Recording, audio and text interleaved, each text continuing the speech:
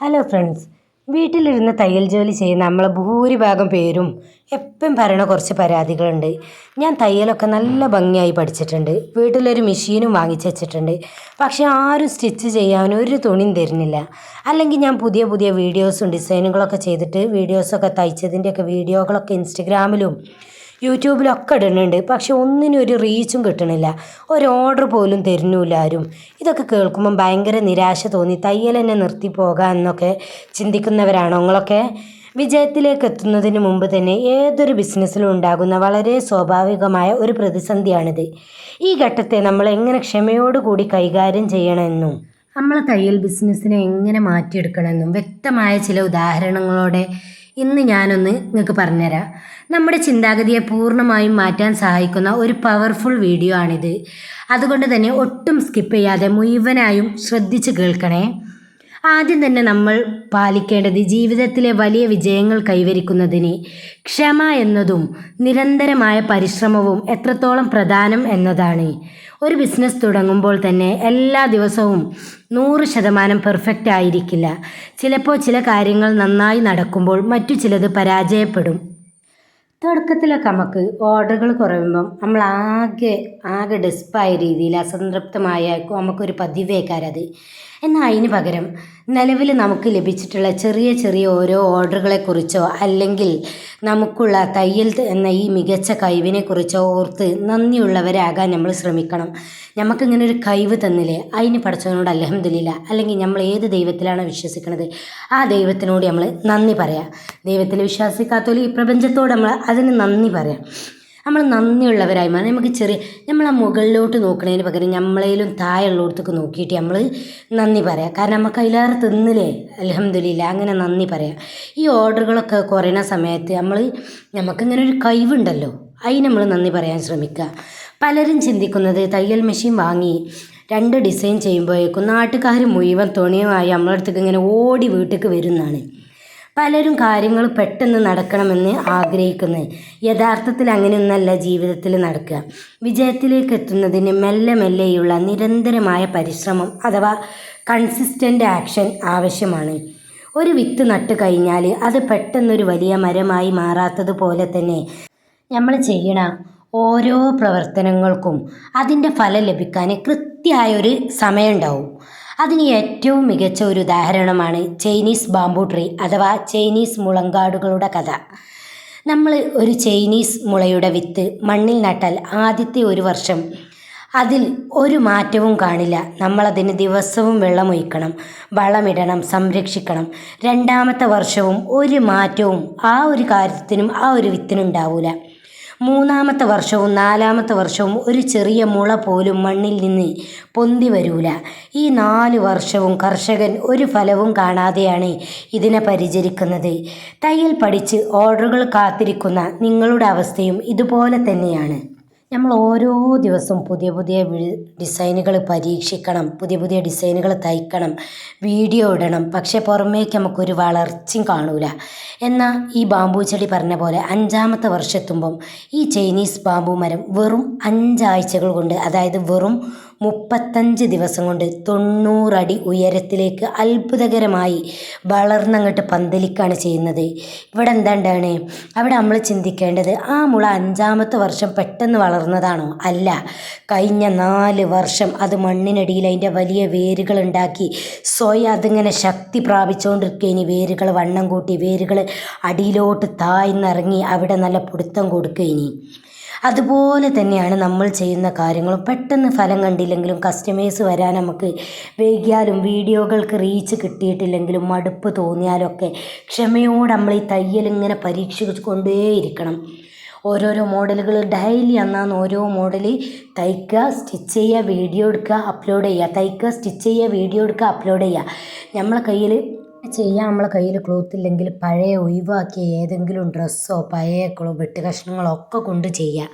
അങ്ങനെ തന്നെ ചെയ്യുക. തുണിയില്ലാന്നൊന്നും വിചാരിച്ചിക്കണ്ട, പുതിയ തുണി വാങ്ങിയിട്ട് തന്നെ ചെയ്യും വേണ്ട. നമ്മൾ പരിശീലിച്ചു കൊണ്ടേയിരിക്കുക, നിരാശപ്പെടാതെ. നിങ്ങൾ ചെയ്യുന്ന ഈ നിരന്തര പരിശ്രമം ഭാവിയിൽ വലിയ വിജയങ്ങൾ നമുക്ക് കൊണ്ടുവരിക തന്നെ ചെയ്യും. നമ്മളെ തയ്യലിൻ്റെ ഫിനിഷിങ്ങും ക്വാളിറ്റിയും ഒക്കെ വർദ്ധിപ്പിക്കാനുള്ള സമയമായി നമ്മൾ ഈ സമയത്തെ കാണുക. ആ വേരുകൾ ശക്തമായാൽ ഒരു ദിവസം നമ്മൾ ഓർഡറുകൾ നമ്മളെ തേടി വരിക തന്നെ ചെയ്യും. ഈ സമയം നമ്മൾ നഷ്ടപ്പെടുത്തരുത്. കാരണം ഇത് നമുക്ക് നമ്മളെ തന്നെ നമ്മളെ ആയുധത്തെ മൂർച്ച കൂട്ടാനുള്ള സമയമായിട്ട് കാണുക. കാരണം അങ്ങനെ സ്റ്റിച്ച് ചെയ്ത് കൊടുക്കുമ്പോൾ നമുക്ക് ക്വാളിറ്റി കൂടി വരും, നമ്മൾ ചെയ്യണതിൻ്റെ പെർഫെക്ഷൻ കൂടും, ഫിനിഷിങ് കൂടും. അത് മറ്റേ ഒറ്റയടിക്കൊണ്ട് ഓർഡർ കിട്ടുമ്പം ക്വാളിറ്റി ഇല്ല, ഫിനിഷിങ്ങും ഇല്ല, ഒന്നുമില്ല, ഞാൻ ആൾക്കാർക്ക് ഇഷ്ടപ്പെടില്ല, കിട്ടിയത് ഒറ്റയടിക്ക് പോവും. അതിന് പകരം നല്ല ക്വാളിറ്റിയും ഫിനിഷിങ്ങും ഒക്കെ കൂട്ടിക്കൊണ്ടുവരാനുള്ള ഒരു സമയമായിട്ട് നമ്മൾ ഈ സമയത്തിനെ കണക്കാക്കുക. അടുത്തതായിട്ട് നമുക്ക് വേണ്ടത് ഒരു ബേണിംഗ് ഡിസയറാണ്, അഥവാ തീവ്രമായിട്ടുള്ള ആഗ്രഹം. ജീവിതത്തിലെ കഷ്ടപ്പാടുകളിൽ നിന്ന് കരകയറാൻ ഒരു ശക്തമായ ആഗ്രഹം നമ്മളെ ഉള്ളിൽ ഉണ്ടാകുക തന്നെ ചെയ്യണം. ഒരു ഓർഡറും വരുന്നില്ല എന്ന് പറഞ്ഞ് വീട്ടിൽ വെറുതെ ഇരിക്കുമ്പോൾ ചുറ്റുമുള്ള ആളുകളൊക്കെ നമ്മളെ പരിഹസിച്ചേക്കാം. ഇത്രയും പൈസ കൊടുത്ത് വലിയ മെഷീനൊക്കെ വാങ്ങിയിട്ട് ഇപ്പം എന്തായി, തുണികൾ തയ്ക്കാൻ ആരെങ്കിലും കൊണ്ടുവരുന്നുണ്ടോ, ഇല്ലല്ലോ എന്ന് ബന്ധുക്കളും അയൽക്കാരൊക്കെ വന്ന് നമ്മളെ കുറ്റം പറഞ്ഞേക്കാം. ഒരു ചെവി കൂടെ കേൾക്കുക, മറു ചെവി കൂടെ വിടുക, ഒരു ചെവി കൂടെ കേൾക്കുക, മറു ചെവി കൂടെ വിടുക. കാര്യമാക്കരുത്.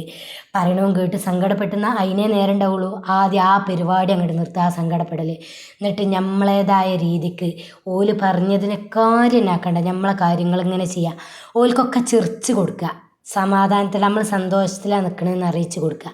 എന്നിട്ട് ഒരു നാൾ നമ്മളെ വിജയം വരുമല്ലോ, അന്ന് അവർക്ക് മുന്നിൽ നെളിഞ്ഞു നിന്നിട്ട് നമുക്ക് പറയാം ഇന്നിൻ്റെ ദിവസമാണ് എന്ന്.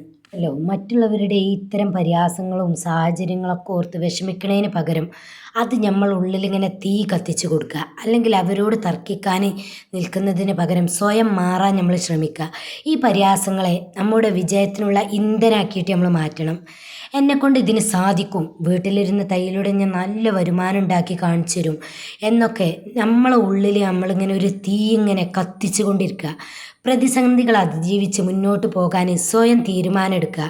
ഓർഡറുകൾ വരാൻ വേണ്ടി വെറുതെ നമ്മൾ കാത്തിരിക്കരുത്, അതിന് പകരം നമുക്ക് വേണ്ടിയത് നമ്മൾ ചെയ്യുക. നിങ്ങൾ സ്വന്തം വസ്ത്രങ്ങൾ തയ്ക്കുക, അല്ലെങ്കിൽ വീട്ടിലുള്ളവർക്കുള്ള വസ്ത്രങ്ങൾ വ്യത്യസ്തമായ ഡിസൈനുകളിൽ തയ്ച്ചിട്ട് അത് വീട്ടിലുള്ളവരെ കൊണ്ട് ധരിപ്പിക്കുക, അല്ലെങ്കിൽ നമ്മൾ ധരിക്കുക. ആളുകൾ അത് കാണുമ്പോൾ ഇത് എവിടെ നിന്നാണ് തയ്ച്ചത് എന്ന് ചോദിച്ചിട്ട് ഇങ്ങോട്ട് വരും. സോഷ്യൽ മീഡിയയിൽ വീഡിയോകൾ ഇടുമ്പോൾ ഹാഷ്ടാഗുകളും ക്വാളിറ്റിയും ഒക്കെ ശ്രദ്ധിക്കുക. ആരും കാണുന്നില്ല വിചാരിച്ച് വീഡിയോ ഇടാതെക്കരുത്. ദിവസവും വീഡിയോകൾ അപ്ലോഡ് ചെയ്യാൻ ശ്രമിക്കുക. ഒരു ടൈം, ഒരു പോയിൻ്റ് ഞമ്മക്കുണ്ട് നമ്മളെ മുന്നിലേക്ക് വരാൻ.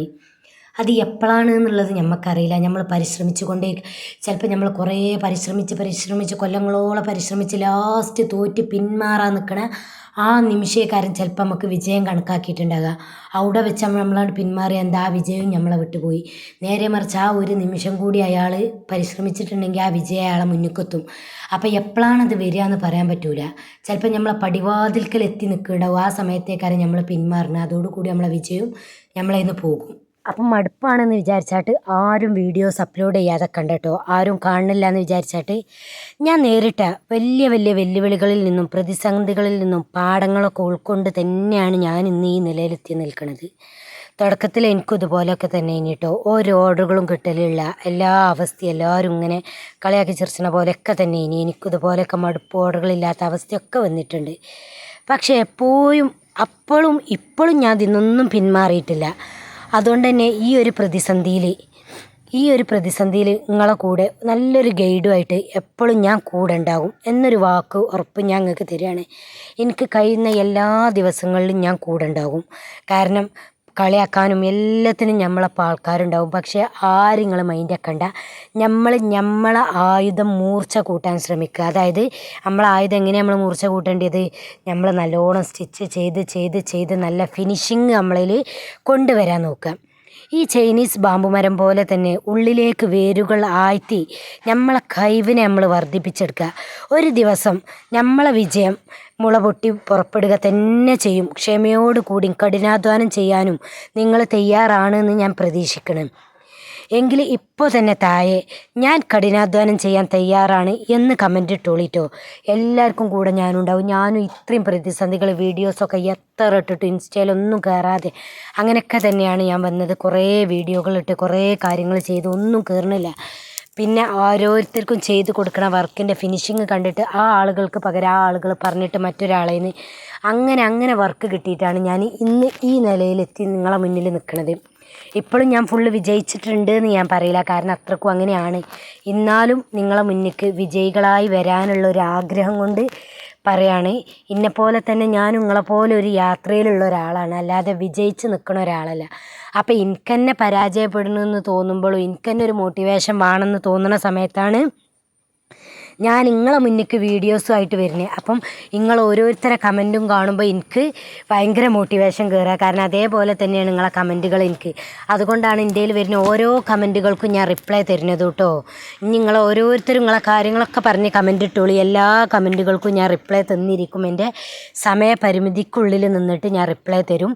നിങ്ങൾ ഓരോ വിഷമങ്ങളും നിങ്ങൾക്ക് കമൻറ്റിലൂടെ പറയാം. അപ്പോൾ ആ കമൻറ്റുകൾ നിങ്ങളെ വിജയവും നിങ്ങൾക്ക് കമൻറ്റിലൂടെ പറയാം. അപ്പോൾ ആ കമൻറ്റ്, ഈ വീഡിയോ കണ്ട് കമൻറ്റ് വായിക്കണവർക്കും അത് നിങ്ങളൊരു കമൻറ്റ് പ്രചോദനമായ അത്രക്കും നിങ്ങൾക്കും സന്തോഷിക്കാമല്ലോ. മറ്റുള്ളവരെ കളിയാക്കുന്നതിന് പകരം ഈ ഒരു ഗ്രൂപ്പിൻ്റെ ഉള്ളിൽ കൂടെ നമുക്കങ്ങനെ വിജയം കണ്ടെത്തി പോകട്ടോ.